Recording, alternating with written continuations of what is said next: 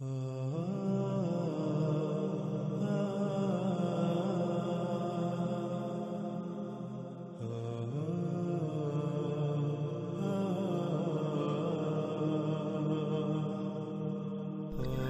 رسول اللہ صلی اللہ علیہ وآلہ وسلم نے اس روایت میں جو بات بیان کی، جو راز ہمارے سامنے رکھے، وہ انتہائی دہلا دینے والے اور چونکا دینے والے ہیں اور آنکھیں کھول دینے والے ہیں۔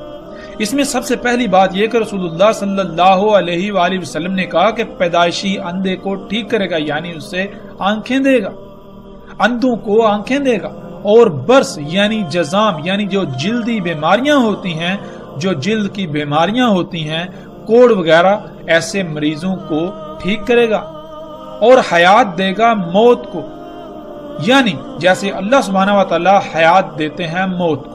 اللہ سبحانہ و تعالی نے قرآن میں کئی مقامات پر یہی الفاظ بیان کیے کہ اللہ حی کرتا ہے موت کو۔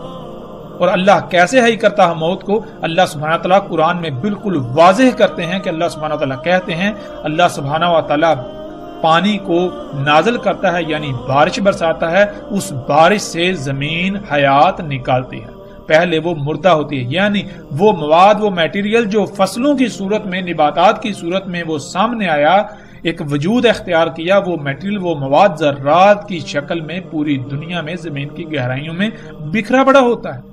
تو اس مواد کو، ان ذرات کو اللہ سبحانہ و تعالیٰ کیسے اکٹھا کرتے ہیں، نباتات کی صورت میں لاتے ہیں، حیات کرتے ہیں، پھر انہی نباتات سے جاندار اور انسان وغیرہ وجود میں آتے ہیں۔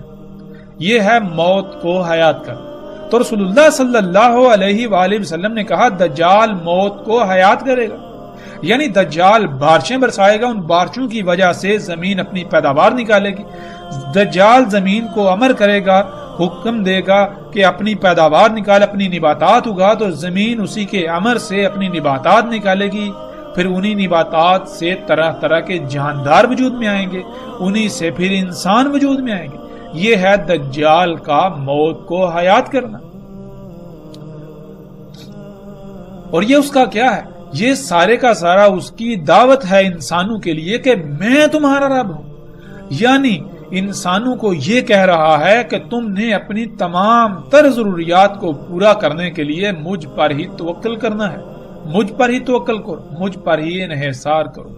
تو ناظرین، کیا آج یہ سب کچھ ہماری آنکھوں کے سامنے نہیں ہو رہا؟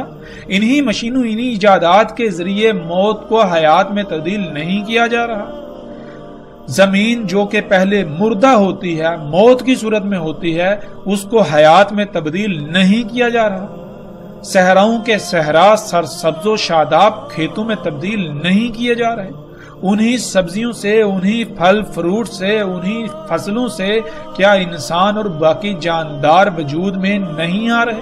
کیا آپ اسی رزق سے اپنا وجود نہیں بناتے؟ تو رسول اللہ صلی اللہ علیہ وآلہ وسلم نے کہا، پس جس نے کہا تو میرا رب ہے، یعنی جس نے جواباً اس بات کو تسلیم کر لیا، جس نے اپنی ضروریات کو پورا کرنے کے لیے اسی پر توکل کیا، پس تحقیق یعنی بلا شک و شبہ وہ فتنے میں پڑ گیا، وہ دجال کے فتنے کا شکار ہو گیا۔ فتنہ جیسے کہ ہم پہلے بھی جان چکے ہیں، فتنہ ہوتا ہے اصل کے مقابلے میں نقل کا آ جانا، اور آپ کے اوپر یہ امتحان پڑ جائے کہ ان میں اصل کون سی ہے، اور اگر آپ چاہتے یا نہ چاہتے ہوئی نقل کو اختیار کر لیں، اس کا انتخاب کر لیں، تو یہ ہے فتنے میں پڑنا۔ ناظرین، اصل کیا ہے؟ اصل رب کیا ہے؟ اللہ سبحانہ تعالی نے قرآن میں بار بار حکم دیا کہ فطرت پر قائم ہو جائے، یعنی جیسا جس طرح اللہ سبحانہ و تعالیٰ نے خلق کیا تھا، خلق کیا ہے، جیسے اللہ سبحانہ و تعالیٰ جس قانون کے مطابق خلق کرتا ہے، اسی پر تم نے انحصار کرنا ہے، اسی سے تم نے اپنی ضروریات پوری کرنی ہے۔ اور یہ اصل ہے، اس اصل کے مقابلے پر ایک نقل آئی۔ وہ نقل کیا ہے؟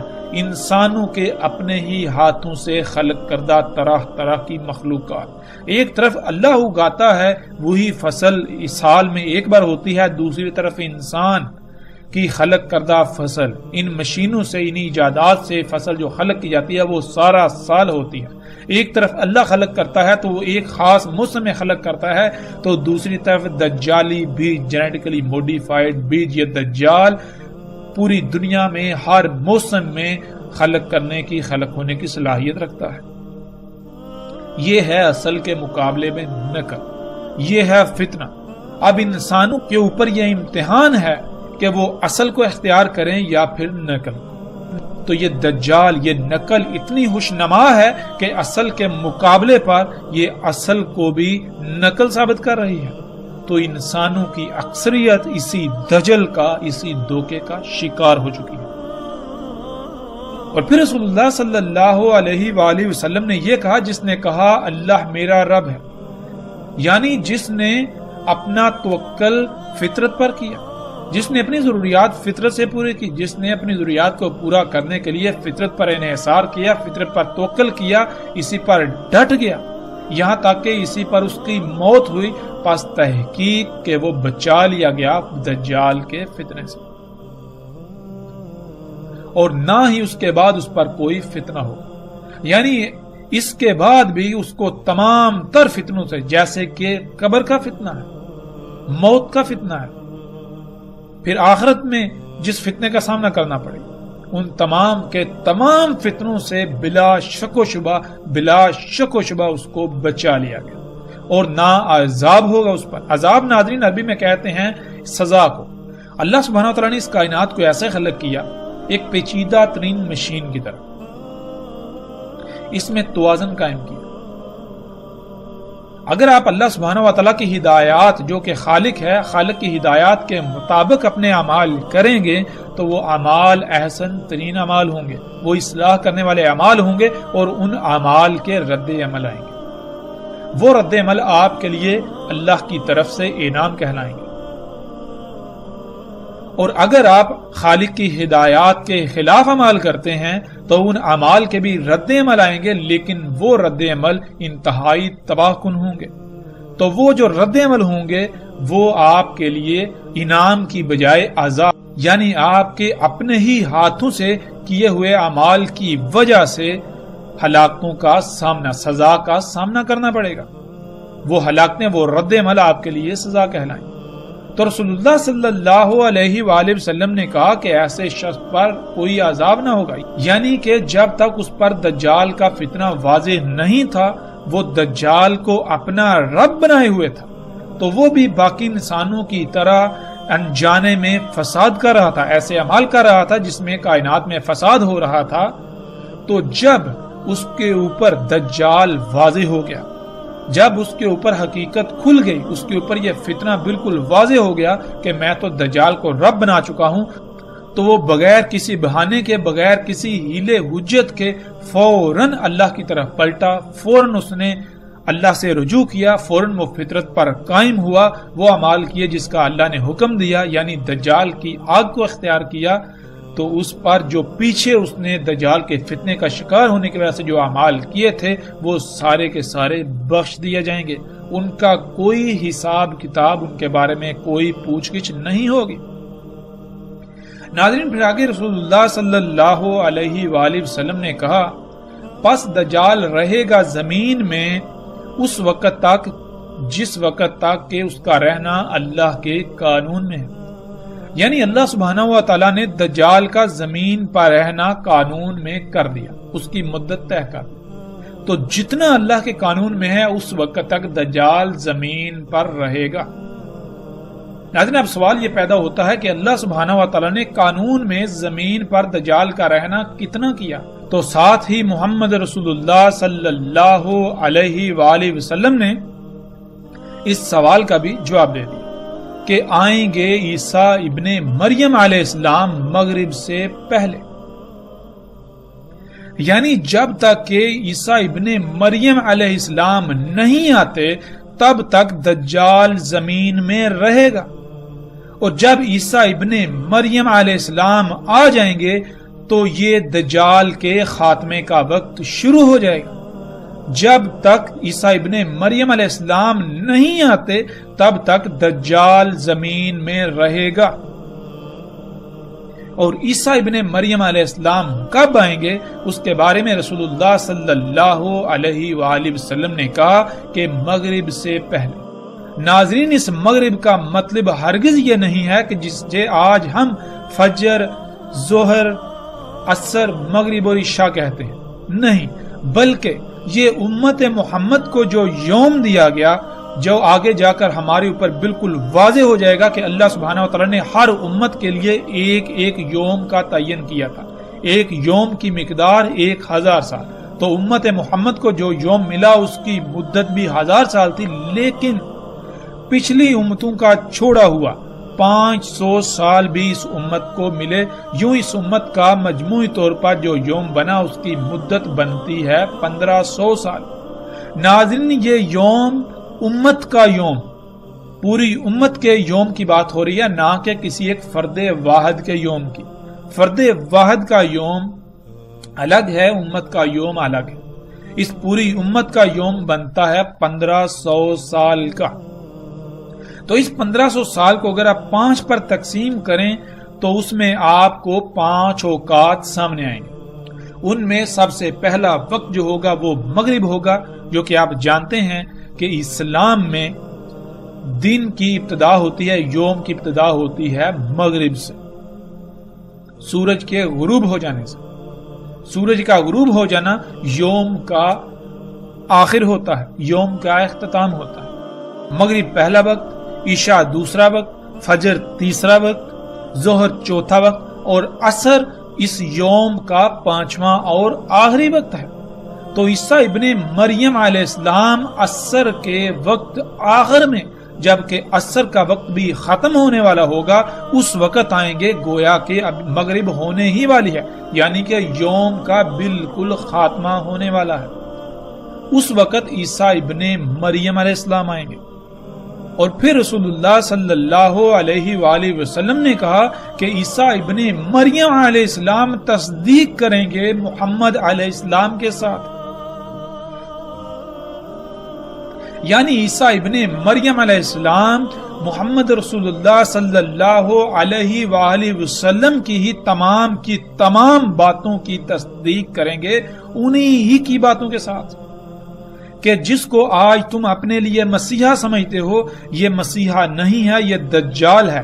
دیکھو، محمد رسول اللہ صلی اللہ علیہ وآلہ وسلم نے آج سے 14 صدیاں قبل اس کو دجال کہا۔ آج جن اشیاء کو تم اپنے لیے مسیحا سمجھتے ہو، اپنے لیے فائدہ سمجھتے ہو، وہ تمہارے لیے فائدہ نہیں ہے، وہ تمہارے لیے مسیحا نہیں ہے، یہ سب دجال ہے، یہ سب دھوکہ ہے۔ تم اس دجل کا شکار ہو چکے ہو، تم نے اس کو اپنا رب بنا لیا ہوا۔ اور جیسا کہ ہم نے شروع کی اقصاد میں بھی رسول اللہ صلی اللہ علیہ وآلہ وسلم کے ان الفاظ کو سامنے لایا تھا کہ رسول اللہ صلی اللہ علیہ وآلہ وسلم نے کہا تھا کہ میں تمہیں دجال کے بارے میں سب کچھ بیان کر چکا، وہ جتنی بھی جیسی بھی جو بھی ایجادات ہوں گی، جو بھی واقعات ہوں گے، جو بھی حادثات ہوں گے، سب کے بارے میں تفصیل کے ساتھ ہر پہلو سے کھول کر بتا چکا۔ لیکن اس کے باوجود مجھے یہ یقین ہے کہ یہ ممکن ہی نہیں کہ وہ تمہاری عقلوں میں آ جائے، یعنی کہ تم اسے رب بنا لو گے۔ تم دجال کے بارے میں طرح طرح کی کہانیاں گڑھ کے دجال سے ہی غافل ہو جاؤ گے۔ دجال کی حقیقت کو پسے پشت ڈالتے ہوئے دجال کو اپنا رب بنا لو گے، اور اس راز کو آ کر کھولیں گے واحد ایک ہی شخصیت، اور وہ کون ہوں گے؟ وہ عیسیٰ ابن مریم علیہ السلام آئیں گے۔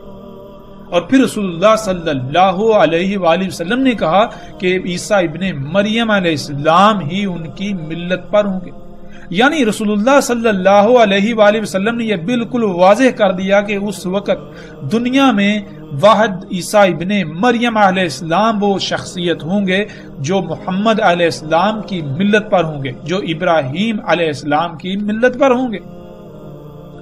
پس قتل کریں گے دجال کو، پھر اس میں کچھ شک نہیں، جو ہے وہ ساتھ کا قیام ہے۔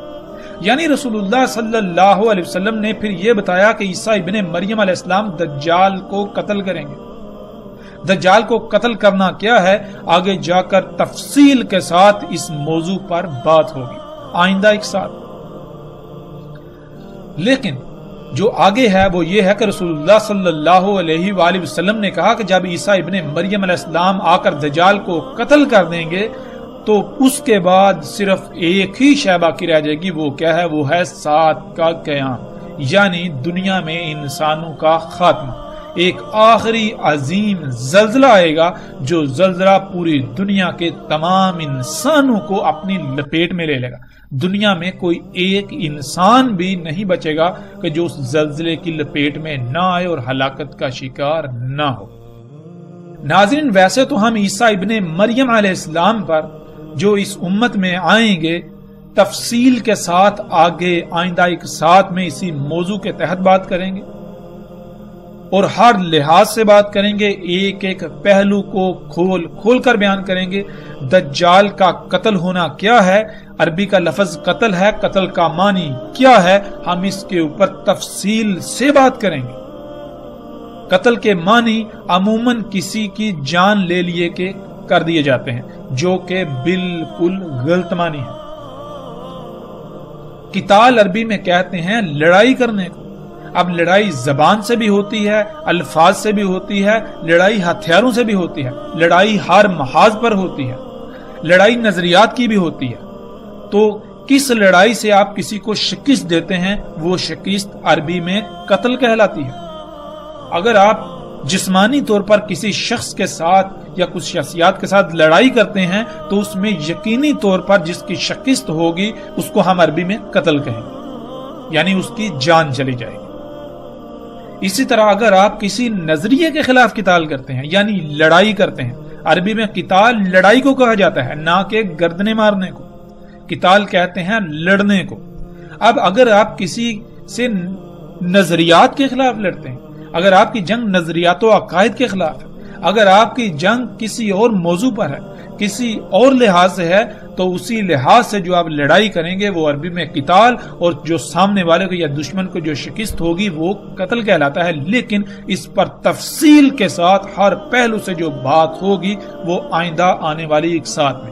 لیکن یہاں ایک بات جو بہت بڑی بات ہے وہ یہ کہ وہ تمام کے تمام حضرات جو کہ قادیانی یا احمدی کہلاتے ہیں، جو مرزا غلام احمد کو عیسیٰ ابن مریم کی نسل سمجھتے ہیں یا عیسیٰ ابن مریم سمجھتے ہیں، جو غلام احمد کو احمد سمجھتے ہیں یا پھر اسے مہدی سمجھتے ہیں، جو بھی سمجھتے ہیں، اگر تو وہ واقعتاً عیسیٰ ابن مریم یا ان کی نسل تھا تو پھر رسول اللہ صلی اللہ علیہ وآلہ وسلم نے یہ کہا کہ عیسیٰ ابن مریم علیہ السلام جب تک نہیں آئیں گے تب تک دجال زمین پر رہے گا۔ جب عیسیٰ ابن مریم علیہ السلام آئیں گے تو دجال کا خاتمہ، دجال کا زمین پر ٹھہرنے کا وقت ختم ہو جائے گا۔ تو کیا غلام احمد قادیانی کی موجودگی میں دجال کا قتل ہوا؟ کیا اس کے بعد یا اس کی موجودگی میں دجال کا خاتمہ ہوا؟ اگر بات کی جائے قادیانی حضرات کی، احمدی حضرات کی، غلام احمد کی، تو اس نے تو کہا تھا کہ دجال یہود و نصارہ کے علماء و پادریوں کا نام ہے۔ تو کیا ان یہود و نصارہ کے علماء و پادریوں کا خاتمہ ہو گیا؟ غلام احمد قادیانی کی موت ہوئے بھی دہائیاں گزر چکی، اس کے باوجود دجال تو ویسے کا ویسے موجود ہے۔ یعنی جس کو اس نے دجال قرار دے دیا، جس کو اس نے دجال کہا تھا کہ یہود و نصارہ کے علماء و پادری ہی دجال ہیں، اگر وہ دجال تھے، اگر غلام احمد قادیانی سچا تھا تو پھر یہ سب ختم ہو جانا چاہیے تھا۔ لیکن ہم دیکھتے ہیں کہ یہود و نصارہ کے پادری و علماء، ان کے جو ربی ہیں، وہ محمد رسول اللہ صلی اللہ علیہ وسلم کے وقت بھی موجود تھے، غلام احمد قادیانی کے وقت بھی موجود تھے اور آج بھی موجود ہیں۔ اور اگر یہی دجال تھے تو محمد علیہ السلام کو ان کے بارے میں کہتے ہوئے کوئی آر محسوس ہو رہی تھی، کیونکہ وہ تو اس وقت بھی موجود تھے۔ پھر دوسری بات، محمد رسول اللہ صلی اللہ علیہ وآلہ وسلم نے یہ کہا تھا کہ عیسیٰ ابن مریم علیہ السلام ان کی ملت پر ہوں گے اور اس کے علاوہ وہ ان کی تصدیق کریں گے انہی کے ساتھ۔ تو آپ غور و فکر کریں کہ کیا غلام احمد قادیانی نے کچھ ایسا کیا، کچھ ہٹ کر کیا؟ پھر رسول اللہ صلی اللہ علیہ وآلہ وسلم نے جو بات کہی کہ عیسیٰ ابن مریم کے بعد جو ہوگا وہ کیا ہے؟ وہ ہے سات کا قیام، یعنی دنیا میں انسانوں کا خاتمہ صرف وہ ہوگا۔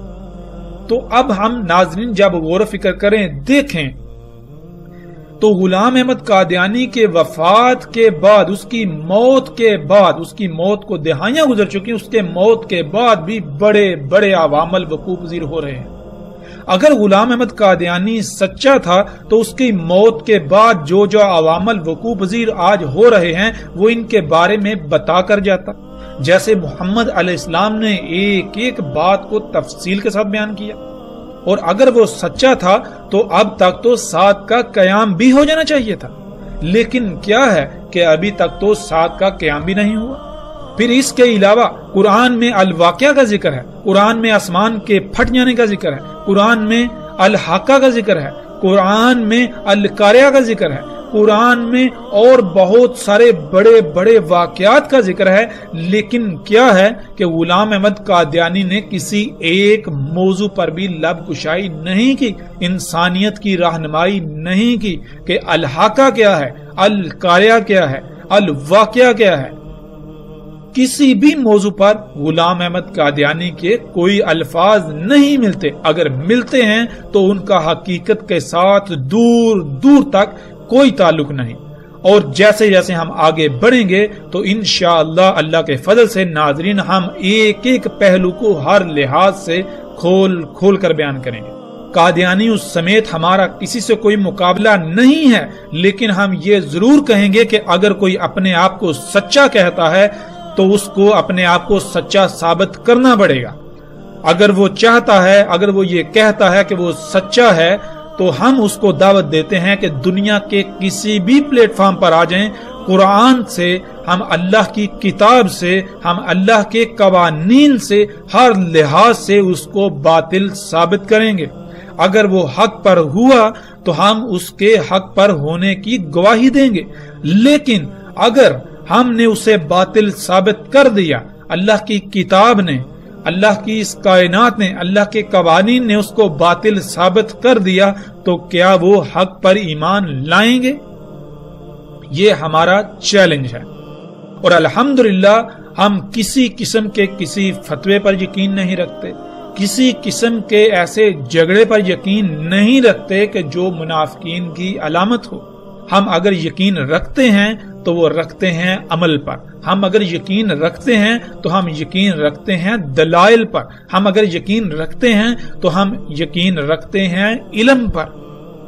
بات ہوگی کھل کر ہوگی، ہر لحاظ سے ہوگی، علم کی بنیاد پر ہوگی۔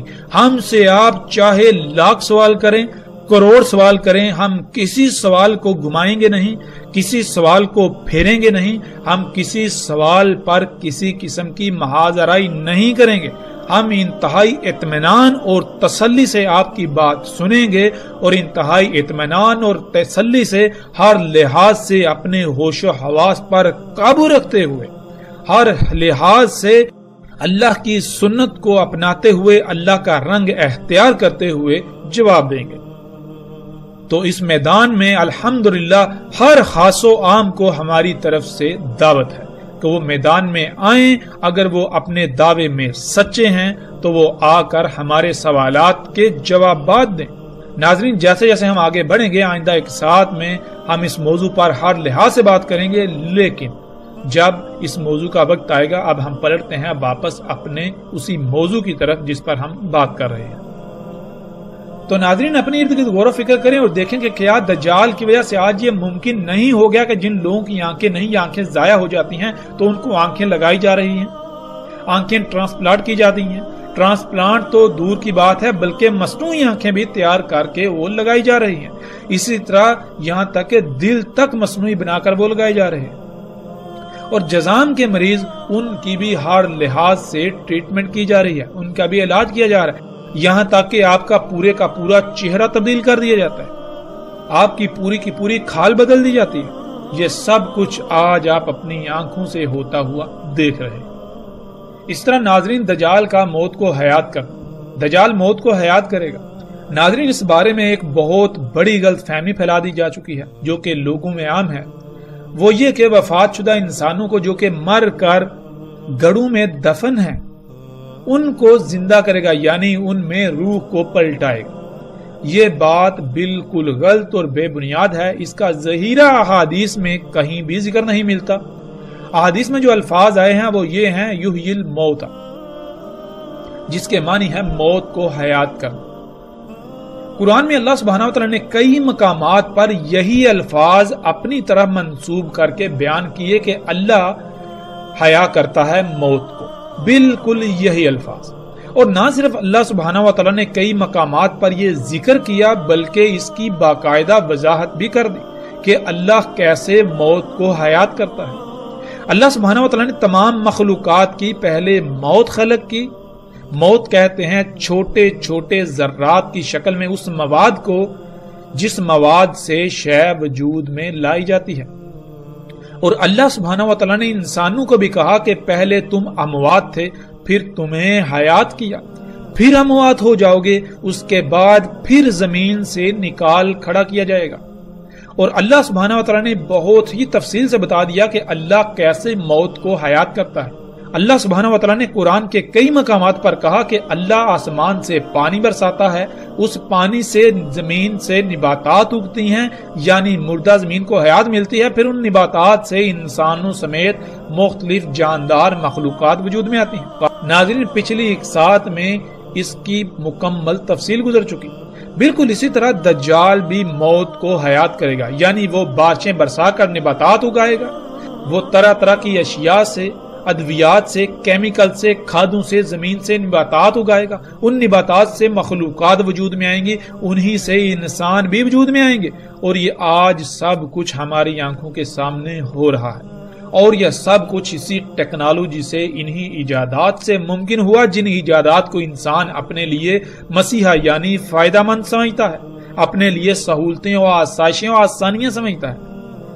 انہی ایجادات کے ذریعے مختلف طریقوں سے بارشیں برسائی جا رہی ہیں اور مردہ زمین کو حیات کیا جا رہا ہے۔ پھر آگے رسول اللہ صلی اللہ علیہ وآلہ وسلم نے کہا وَيَقُولُ لِلنَّاسِ أَنَا رَبُّكُمْ، اور کہے گا انسانوں کو کہ میں تمہارا رب ہوں، یعنی کہ جو کچھ میں اگا رہا ہوں، جو میں موت کو حیات کر رہا ہوں، تم اسی حیات سے اپنے وجود بناؤ، تم اسی حیات سے، انہی اشیاء سے اپنی ضروریات کو پورا کرو، تم مجھ پر ہی توکل کرو۔ تو ناظرین، آج کیا ہو رہا ہے؟ آج آپ اپنی ہی ذات میں غور و فکر کریں، اپنے ارد گرد غور و فکر کریں، اپنے ارد گرد دیکھیں کہ آپ نے کس کو رب بنایا ہوا ہے۔ کیا آپ اپنی ضروریات فطرت سے پوری کر رہے ہیں، اللہ پر توکل کر رہے ہیں، فطرت پر توکل کر رہے ہیں، یا پھر آپ اپنی ضروریات کے لیے انہی مشینوں، انہی ایجادات پر توکل کرتے ہیں، انہی سے اپنی ضروریات پوری کرتے ہیں؟ ذرا غور تو کیجئے کہ آپ دجال کو رب نہیں بنا چکے۔ ناظرین، وہ کون سی شے ہے جو آج آپ کو آپ کی تمام تر ضروریات خلق کر کے مہیا کر رہی ہے؟ ایک طرف اللہ ہے کہ جس نے فطرت، یہ مشین، یہ نظام بنا دیا کہ جس ذریعے سے تمہاری ضروریات خلق ہوں اور تم ان ضروریات سے اپنی زندگی گزارو، ان سے اپنی ضروریات پوری کرو۔ اور دوسری طرف یہ مشینیں ہیں انسان کے اپنے ہی ہاتھوں سے خلق کر، جن مشینوں کے ذریعے انسان کے لیے اس کی ضروریات خلق کی جا رہی ہے۔ تو آپ کس پر انحصار کر رہے ہیں؟ کس کی خلق کردہ ضروریات سے، کس کی خلق کردہ اشیاء سے اپنی ضروریات کو پورا کر رہے ہیں؟ کس پر انحصار کر رہے ہیں؟ جس پر آپ انحصار کر رہے ہیں وہی تو آپ کا رب کہلائے گا۔ زبان سے آپ بے شک لاکھ اللہ کو اپنا رب کہیں، لیکن آپ کی مثال بالکل اس شخص کی سی ہوگی جو کہ رسول اللہ صلی اللہ علیہ وآلہ وسلم کی موجودگی میں ایک شخص آتا ہے، کعبے کے غلاف کو پکڑ کر جھنجھوڑتا ہے اور کہتا ہے یا رب یا رب، اور رسول اللہ صلی اللہ علیہ وآلہ وسلم اس کو دیکھ کر، اس کی حالت کو دیکھ کر کہ اتنی دور سے آیا ہوا ہے، کپڑے اس کے دھول مٹی سے اٹکے ہوئے ہیں، تھکاوٹ سے چور ہے، اس کے باوجود یہ کہتے ہیں کہ اللہ کیسے اس کی دعا کو قبول کر لے۔ اس نے جو پہنا ہوا ہے وہ حرام کا، یعنی وہ پہنا ہوا ہے جس کی اللہ نے اجازت ہی نہیں، اس کی خوراک، اس کا رزق وہ جس کی اللہ نے اجازت ہی نہیں دی، تو اللہ اس کی دعا کیسے قبول کر لے؟ یعنی عملاً تو اس نے رب کسی اور کو بنایا ہوا ہے، شیطان کو بنایا ہوا ہے اور یہ دعائیں اللہ سے مانگ رہا ہے، تو اللہ اس کی دعائیں کیسے قبول کرے گا؟ اللہ تو تب اس کی دعائیں و حاجات پوری کرے گا، دعائیں قبول کرے گا، جب یہ اپنے آپ کو اللہ کا محتاج بنائے گا، جب یہ اللہ کو اپنا رب بنائے گا۔ لیکن اس کا معاملہ کیا ہے؟ یہ زبان سے تو اللہ کو اپنا رب کہہ رہا ہے، لیکن عملاً اس نے شیطان کو اپنا رب بنایا ہوا۔ بالکل اسی طرح ناظرین آج دنیا میں اکثریت کی مثال ہے کہ وہ زبان سے تو کہتے ہیں اللہ ہمارا رب ہے، لیکن عملاً انہوں نے اللہ کی بجائے انہی مشینوں کو اپنا رب بنایا ہوا ہے، انہی ایجادات کو اپنا رب بنایا ہوا ہے۔ ناظرین یہ ایک ایسی اٹل حقیقت ہے کہ جس کو آج آپ اپنی آنکھوں سے دیکھ رہے ہیں، آپ چاہ کر جٹلانے کے باوجود بھی نہیں جٹلا سکتے۔ اس کے باوجود اگر آپ اس کا انکار کرتے ہیں، اس سے آنکھیں بند کرتے ہیں، تو جان لیجئے کہ اس کا نقصان کسی اور کو نہیں، اس کا نقصان آپ کی اپنی ہی ذات کو ہوگا، یہ نقصان آپ کا اپنا ہی ہوگا۔ یہ دنیا میں جو آپ کو مدت دی گئی، جو وقت آپ کے لیے متعین کیا گیا، یہ انتہائی محدود ہے۔ تھوڑا غور تو کریں، جو زندگی آپ کی پیچھے گزر گئی، کیا اس کا کوئی حساب کتاب ہے؟ تو آگے ہو سکتا ہے ایک لمحہ ہو یا وہ بھی نہ ہو، آگے ہو سکتا ہے ایک مہینہ، ایک سال ہو، وہ بھی نہ ہو، آگے ہو سکتا ہے ایک دہائی ہو، اور وہ بھی گزر جانی ہے، بالکل اس طرح جیسے پچھلی زندگی آپ نے گزار لی۔ لیکن اگر آپ نے آج حق کو اپنی آنکھوں سے دیکھنے کے باوجود اپنی آنکھیں بند کر لیں، تو پھر بعد میں سوائے پچھتاوے کے کچھ نہیں رہے گا، کیونکہ یہی دنیا، یہی زمین وہی جہنم ہے جس کا آپ سے وعدہ کیا گیا ہے۔ یہ جہنم کیسے بنے گی؟ آپ کے انہی اعمال سے، جن اعمال کی وجہ سے آپ نے اس کو اتنا فساد زدہ کر دیا کہ اب یہ زلزلے، یہ طوفان، یہ بیماریاں، یہ تباہیاں دن بدن بڑھتی چلی جائیں گی، درجہ حرارت دن بدن بڑھتا چلا جائے گا۔ اور تصور کریں جب یہ سب بڑھتا ہی چلا جائے، اس میں کوئی رکاوٹ پیدا نہ ہو، تو زمین کے حالات کیا ہوں گے؟ اس پر بھی ہم آگے جا کر تفصیل سے بات کریں گے، اور یہ زمین یہی جہنم ہوگی۔ رسول اللہ صلی اللہ علیہ وآلہ وسلم نے کہا، اور تمہیں علم ہونا چاہیے کہ اللہ عز و جل بے عیب ہے، وہ بالکل صحیح ہے، ہرگز عور نہیں ہے۔ یعنی اللہ جو بھی خلق کرتا ہے اس میں کوئی عیب نہیں ہوتا، ہر لحاظ سے مکمل اور بے عیب خلق کرتا ہے، اور وہ محتاج نہیں ہے۔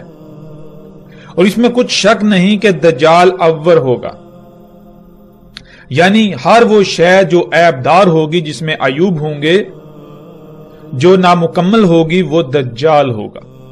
دجال عیب دار ہوگا، وہ جو بھی کرے گا اس میں عیوب، خامیاں لازمی ہوں گی۔ دیکھنے کا آلہ ممسوح ہوگا، درمیان اس کے دیکھنے کے آلات کے کتب ہوگا کافر۔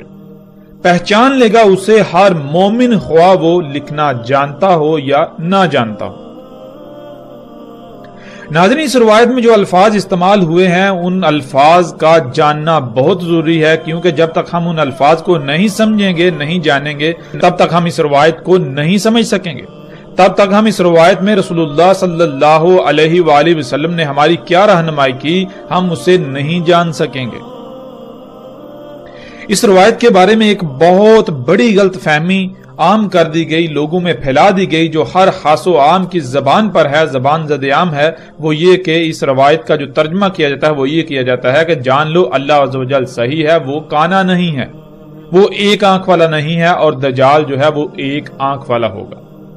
یعنی عور لفظ کے اس میں جو لفظ استعمال ہوا ہے عور، اس کا ترجمہ کیا جاتا ہے کانا، ایک آنکھ والا، حالانکہ حقیقت بالکل نہیں۔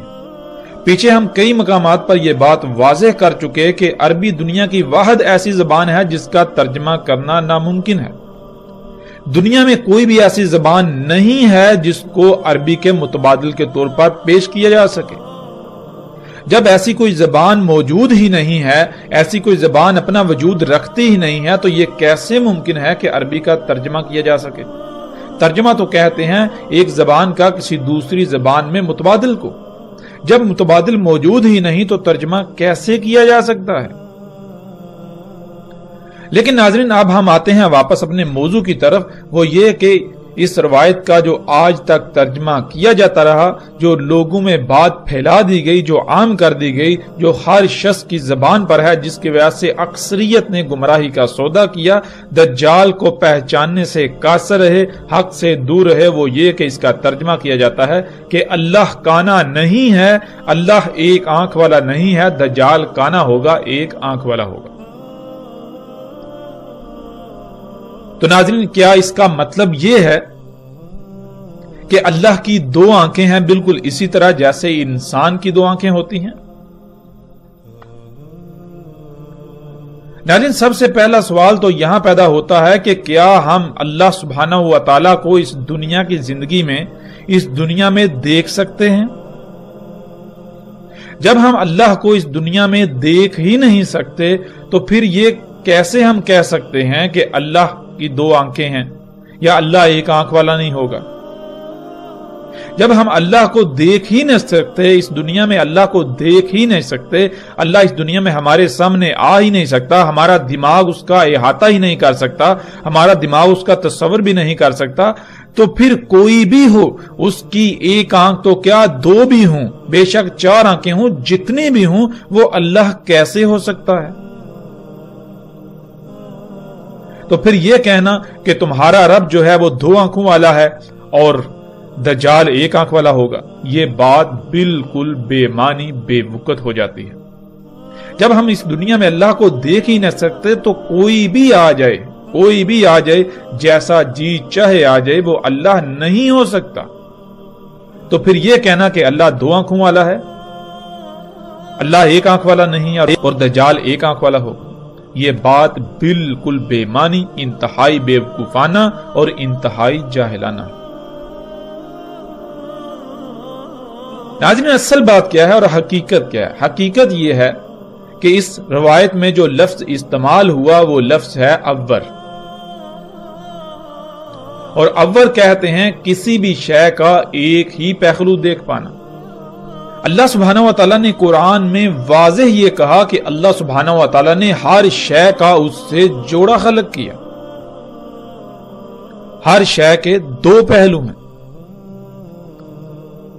اللہ عز و جل جو ہے وہ صحیح ہے، اس کے لیے عور ہونا نہیں ہے۔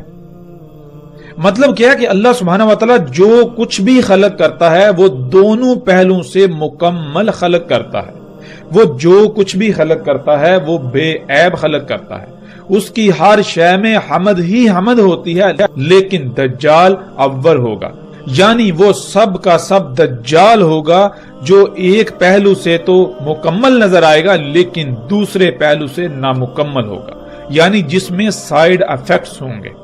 اور اسی طرح دجال جو بھی خلق کرے گا وہ ایک ہی پہلو دیکھ پائے گا، ایک ہی پہلو سے دیکھ کر مکمل خلق کر پائے گا، دوسرے پہلو سے یکسر نامکمل خلق ہوگی۔ وہ خلق، وہ شے، جو شے بھی وجود میں آئے گی اس میں عیوب ہوں گے، اس میں خامیاں ہوں گی، اس میں کجیاں ہوں گی، اس میں کوتاہیاں ہوں گی، اس میں لاپرواہیاں ہوں گی، وہ شے دونوں پہلوں سے مکمل نہیں ہوگی۔ اور ناظرین، جیسے جیسے ہم آگے بڑھیں گے، اور پیچھے بھی ہم یہ بات کر چکے پچھلی اقساط میں کہ رسول اللہ صلی اللہ علیہ وآلہ وسلم نے یہ کہا تھا کہ میں تمہیں دجال کے بارے میں ایک ایسی بات بتا رہا ہوں کہ جو میرے علاوہ کسی نبی نے اپنی قوم کو، اپنی امت کو نہیں بتائی۔ وہ کیا ہے؟ وہ یہی کہ دجال کی پہچان کے لیے تمہارے لیے جو میں رہنمائی کر رہا ہوں تمہاری، وہ یہ ہے کہ دجال عور ہوگا اور اللہ عز و جل عور نہیں ہے۔ اور انتہائی افسوس اور دکھ کی بات یہ ہے کہ وہ شے، وہ بات جس سے دجال کو پہچانا جا سکتا تھا، اسی کو چھپا دیا گیا۔ ان علماء دجال نے، اس طبقے نے جو اپنے آپ کو علماء کہلاتا ہے، انہوں نے دجال کی پہچان کے اوپر ہی پردہ ڈال دیا۔ جس شے سے، جس بات سے دجال کو جانا جا سکتا تھا، پہچانا جا سکتا تھا، اس کے اوپر ہی پردہ ڈال دیا۔ وہ جو ایک منفرد بات جو رسول اللہ صلی اللہ علیہ وآلہ وسلم نے باقی انبیاء سے ہٹ کر اپنی امت کو، اپنی قوم کو بتائی، اس بات کے اوپر ایسے پردہ ڈال دیا گیا کہ کوئی بھی دجال کو نہ پہچان سکا۔ یوں اکثریت نے گمراہی کا سودا کیا اور دجال کو اپنا رب بنا بیٹھی۔ تو اس بات کا اس کا ذمہ دار کون سا طبقہ اس کا ذمہ دار ہے؟ مثال کے طور پر آج ناظرین ہم غور کریں، جتنی بھی مشینیں ہیں، آپ ان مشینوں کی بات کر لیں، ان مشینوں کی مثال لے لیں، ان کو سامنے رکھ لیں جنہیں آپ گاڑیاں کہتے ہیں۔ جب یہ گاڑیاں وجود میں آئیں تو بڑے بڑے دعوے کیے گئے کہ اب ہم انتہائی تیز رفتاری سے انتہائی پرسکون اور آرام دہ طریقے سے سفر کریں گے، ہمیں سفر میں کسی قسم کی کوئی مشکل پیش نہیں آئے گی، کسی قسم کی مصیبت کا مشکل کا سامنا نہیں کرنا پڑے گا۔ یہ سواری کے ذرائع بہت زبردست ذرائع ہیں، احسن ترین ذرائع ہیں، لیکن حقیقت کیا نکلی؟ جب انسان نے ان سواری کے ذرائع کو خلق کیا، یہ سواری کے ذرائع وجود میں آئے، یہ سواری کے ذرائع دیکھنے میں تو انتہائی شاندار ہیں، عالی شان ہیں، بہترین نظر آتے ہیں، آسان ترین نظر آتے ہیں، ان سے سہولت و آسانی انتہا درجے کی حاصل ہوتی ہے، لیکن حقیقت کیا ہے؟ اس کا دوسرا پہلو وہ کوئی بھی نہ دیکھ سکا، اس کا دوسرا پہلو کسی کے سامنے ہی نہ آیا۔ جب ان کو خلق کیا گیا تو ان کو ایک پہلو دے کر خلق کیا گیا، دوسرے پہلو سے انسان یکسر غافل رہا، بالکل اندھا رہا۔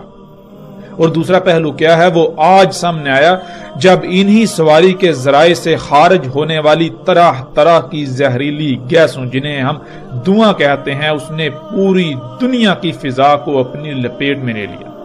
پوری دنیا کی فضا، یہ جو پہلا آسمان ہے جس میں ہم سانس لیتے ہیں، یہ ان طرح طرح کی زہریلی گیسوں سے بھر چکا، جس سے طرح طرح کی مصیبتیں، بیماریاں، تکالیف کا پوری دنیا کے انسانوں کو سامنا کرنا پڑ رہا ہے۔ پوری دنیا میں لاکھوں نہیں بلکہ ہر سال کروڑوں کی تعداد میں انسان انہی دھوئیں کی وجہ سے، انہی طرح طرح کی زہریلی گیسوں کی وجہ سے موت کا شکار ہو رہے ہیں۔ کوئی ایک شخص بھی ایسا آپ کو نہیں ملے گا ان معاشروں کا رہنے والا کہ جو اس دھوئیں سے متاثر نہ ہو، جو کسی نہ کسی بیماری کا شکار نہ ہو اسی دھوئیں کی وجہ سے۔ لیکن اس کے مقابلے میں ناظرین، اللہ سبحانہ و تعالیٰ نے انسان کی ضرورت، انسان کی اس حاجت کے لیے سواری کے ذرائع خلق کی۔ وہ کون سے ہیں؟ وہ ذرائع جنہیں ہم گھوڑا، گدھا، اونٹ وغیرہ کے نام سے جانتے ہیں۔ اللہ سبحانہ و تعالیٰ نے وہ ہماری ضرورت کے لیے خلق کی۔ بلا شک و شبہ ان ذرائع کی رفتار انسان کے خلق کردہ ذرائع سے کئی گنا کم ہے، وہ سست رفتار ہیں، لیکن وہ دونوں لحاظ سے مکمل، احسن اور پرفیکٹ ہیں، ان میں کسی قسم کا کوئی عیب نہیں۔ وہ سواری کے ذرائع اگر خرب خرب سال بھی استعمال کیے جائیں تو اس دنیا میں ایک رائی برابر بھی کوئی خامی، کوئی کجی، کوئی کوتاہی نہیں ہوگی، اس میں رائی برابر بھی کوئی عیب پیدا نہیں ہوگا، اس میں کسی قسم کا کوئی فساد نہیں ہوگا۔